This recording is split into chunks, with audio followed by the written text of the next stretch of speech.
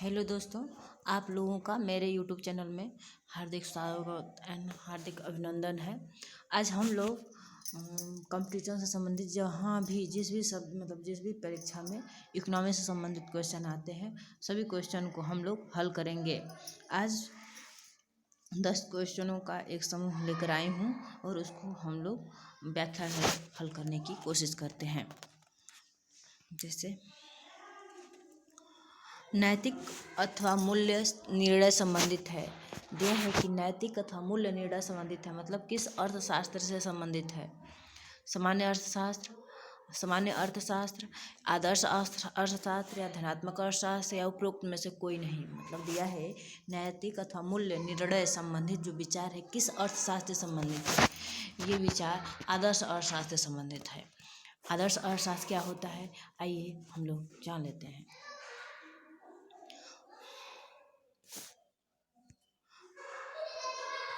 नैतिक अथवा मूल्य निर्णय आदर्श अर्थशास्त्र से संबंधित है। आदर्श अर्थशास्त्र क्या वांछनीय है तथा क्या अवांछनीय है, क्या होना चाहिए क्या नहीं होना चाहिए का अध्ययन करता है। आदर्श शास्त्र यह भी स्पष्ट करता है कि सरकार को आयकर में वृद्धि लानी चाहिए या नहीं लानी चाहिए।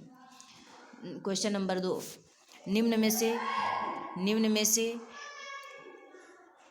किसे अर्थशास्त्र में धन माना गया है। सूर्य के किरण को, माँ के मातृत्व को, पेड़ की छाया को, आभूषण को। किसको अर्थशास्त्र में धन का विज्ञान धन माना गया है, अर्थशास्त्र में धन माना गया है। सूर्य की किरण को माना गया है या माँ के मातृत्व ममता को माना गया है या पेड़ की छाया को माना गया है या आभूषण को माना गया है। तो अर्थशास्त्र में धन आभूषण को माना गया है। परंपरावादी अर्थशास्त्रियों ने धन शब्द का प्रयोग उन भौतिक वस्तुओं के लिए किया है जो दुर्लभ होती हैं। भौतिक वस्तु उन्हें कहते हैं जिन्हें देखने छूने के गुण पाए जाते हैं, जैसे जिसे हम छू सकते हैं, देख सकते हैं, जैसे कपड़ा, फर्नीचर, पुस्तक, सोना, चांदी आदि। अभौतिक वस्तुएं या सेवाएं उन्हें कहा जाता है, अभौतिक वस्तुएं या सेवाएं उन्हें कहा जाता है जिन्हें छुआ या देखा नहीं जा सका। अर्थशास्त्र में जिसे छुआ या देखा नहीं जा सकता उसे धन नहीं माना गया है। क्वेश्चन नंबर 3, अर्थशास्त्र की व्याख्या करते हुए किसने कहा है कि यह जीवन के साधारण व्यापार में मानव जाति का अध्ययन है। दिया है कि यह जीवन के साधारण व्यापार में मानव जाति का अध्ययन है। किस अर्थशास्त्री ने कहा है। एडम स्मिथ ने कहा है, कार्ल मार्क्स ने कहा है, जे.एस. मिल ने कहा है, मार्शल ने कहा है। किस वैज्ञानिक ने कहा है कि यह जीवन के साधारण व्यापार में मानव जाति का अध्ययन है। इसे मार्शल ने कहा है।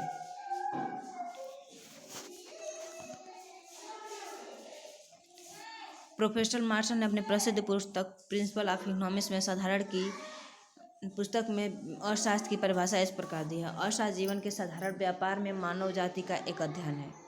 यह व्यक्ति तथा समाज के कार्यों के उस भाग की जांच करता है जो सुख व कल्याण के लिए आवश्यक भौतिक साधनों की प्राप्ति और उनके उपयोग से घनिष्ठ रूप से संबंधित है। क्वेश्चन नंबर अगले पे चलते हैं हम लोग। क्वेश्चन नंबर 4,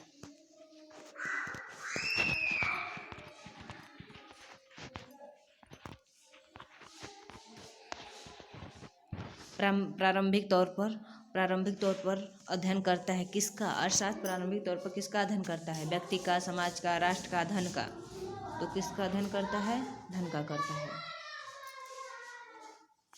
प्रतिष्ठित अर्थशास्त्रियों तथा विशेष रूप से अर्थशास्त्र के जन्मदाता कहे जाने वाले एडम स्मिथ ने अर्थशास्त्र को धन का विज्ञान कहा है।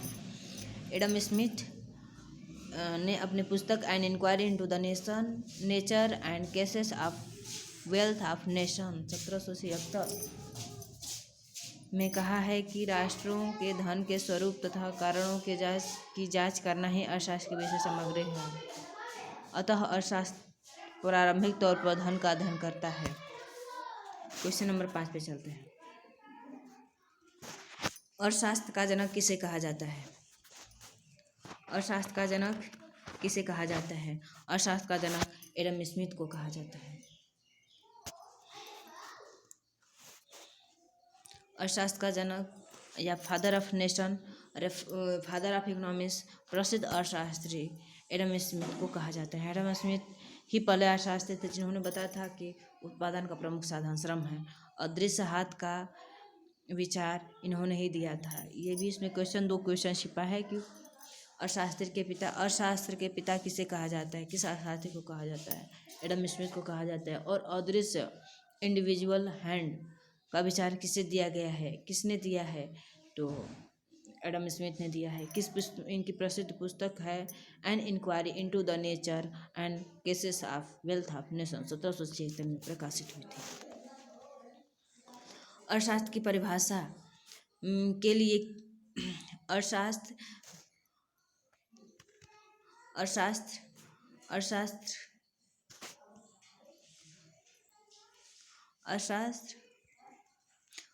की परिभाषा के लिए घृणित अर्थशास्त्र की किस परिभाषा के लिए उसे घृणित विज्ञान कहकर आलोचना की गई है। अर्थशास्त्र की किस परिभाषा के लिए घृणित विज्ञान कहकर आलोचना की गई है, अर्थात अर्थशास्त्र को किस परिभाषा के लिए उसे घृणित विज्ञान कहकर आलोचना की गई है। अर्थशास्त्र कल्याण का अध्ययन है, अर्थशास्त्र मिश्रता का अध्ययन है, अर्थशास्त्र वृद्धि का अध्ययन है, अर्थशास्त्र धन का विज्ञान है। तो अर्थशास्त्र धन का विज्ञान की परिभाषा की वजह से अर्थशास्त्र को घृणित विज्ञान कहकर उसकी आलोचना की गई है। दिया है जर्मन की ऐतिहासिक परंपरा के अर्थशास्त्रियों, उनके समाज सुधारकों एवं राजनीतिज्ञों जैसे रस्किन, कार्लाइल, बर्क आदि ने धन के विज्ञान के रूप में अर्थशास्त्र की कटु आलोचना की तथा इसे कुबेर का शास्त्र, घृणित विज्ञान, रोटी मक्खन का शास्त्र कहकर आलोचना की है।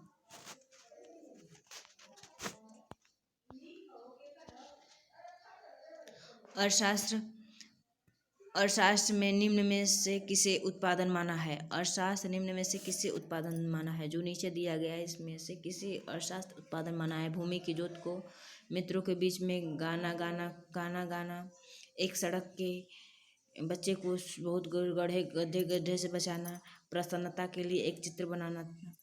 दिया है कि ये चारों विकल्प में से किसे उत्पादन माना गया है। अर्थशास्त्र में भूमि को जोतना इसे ही उत्पादन माना गया है। मित्रों के बीच में गाना गाना ये कोई उत्पादन का कार्य नहीं है। एक बच्चे को सड़क पर बहुत बड़े गड्ढे से गिरने से बचाना ये भी कोई उत्पादन का साधन या नहीं है। प्रसन्नता के लिए चित्र बनाना नहीं, ये भी नहीं है। इसका सही आंसर ए विकल्प होगा। अर्थशास्त्र के अंतर्गत विभिन्न साधनों के प्रयोगों द्वारा किसी वस्तु को उपभोक्ताओं के लिए उपलब्ध कराना उत्पादन माना जाता है। अर्थशास्त्र के अंतर्गत विभिन्न साधनों के प्रयोग द्वारा किसी वस्तु को उपभोक्ताओं के लिए उपलब्ध करवाना उत्पादन माना जाता है। उत्पादन में प्रायः भौतिक रूप की ही गणना की जाती है, अतः अन्य विकल्पों को छोड़कर भूमि को जोतना उत्पादन क्रिया कहा जाता है। उत्पादन का अभिप्राय किससे है।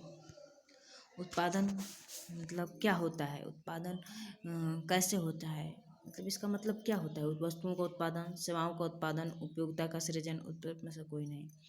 वस्तुओं का उत्पादन किया जाता है, सेवाओं का उत्पादन किया जाता है, उपयोगिता का सृजन किया जाता है, उपभोक्ताओं में से कोई नहीं, उपयुक्त में से कोई नहीं। इसमें से सही आंसर उपयोगिता का सृजन करना होता है।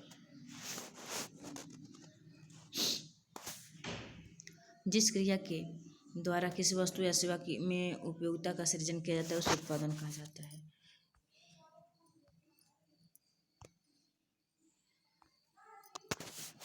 क्वेश्चन नंबर अगले पे चलते हैं हम लोग।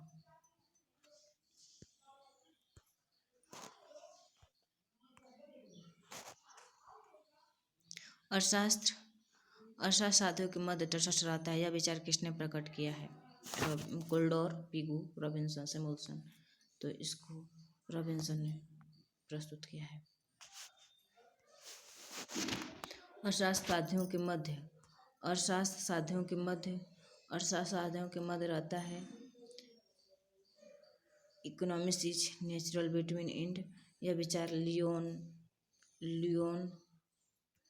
रॉबिन्सन ने व्यक्त किया था। लियोनेल रॉबिन्सन के अनुसार अर्थशास्त्र संसाधनों की कमी से जो समस्याएं उत्पन्न होती हैं उनका अध्ययन करता है। आज का अंतिम क्वेश्चन है, निम्न में से कौन भौतिक परिभाषा के अंतर्गत नहीं आता है? एडम स्मिथ की परिभाषा, मार्शल की परिभाषा, रॉबिन्सन की परिभाषा, इनमें से कोई नहीं। भौतिक परिभाषा के अंतर्गत रॉबिन्सन की परिभाषा नहीं आती है। अर्थशास्त्र के संबंध में एडम स्मिथ से लेकर पीयू तक अधिकांश विचारकों ने अर्थशास्त्र की परिभाषा दी है कि यह ऐसा विज्ञान है जो भौतिक कल्याण के कारणों का अध्ययन करता है, या फिर यह कि अन्य धन का विज्ञान है। विशेष रूप से मार्शल ने से जीवन के समान व्यापार में इसका प्रयोग किया है।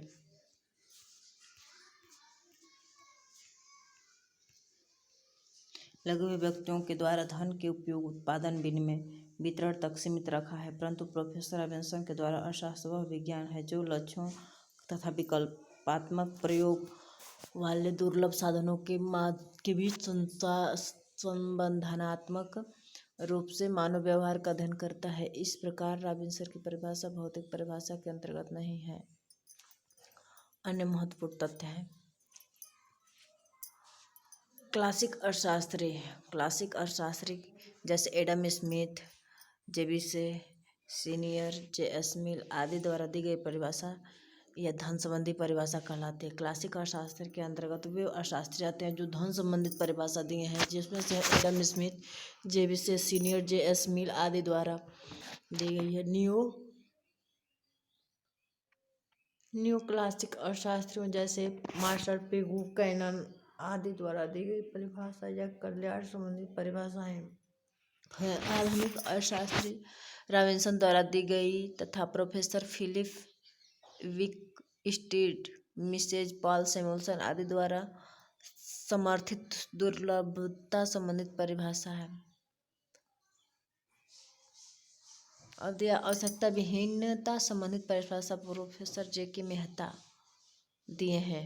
राज्य अर्थव्यवस्था में ने परिभाषाओं से अपना गला घोट डाला है। यह कथन किसका है? किन्स का है।